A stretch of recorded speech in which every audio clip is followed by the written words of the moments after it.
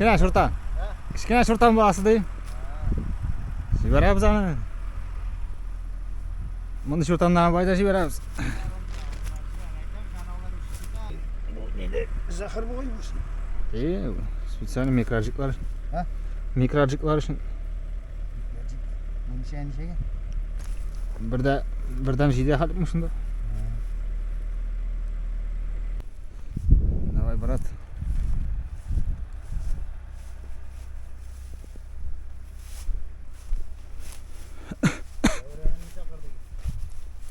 Yo, bugün Sultandan şak, aniyen şak okundu. Давай. Havada da koymam ben. Koydun?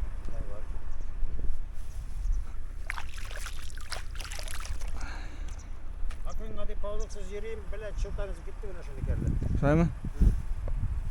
Bana o yaptığı gibi tak veriyor. Okun mu? Okun.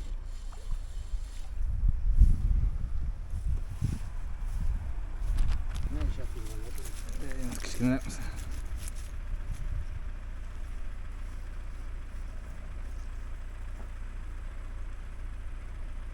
Haydi o. Это nesi? Это окунь. Это balık oluyor. Это balık, это balık. Anladım. Давай, маленький.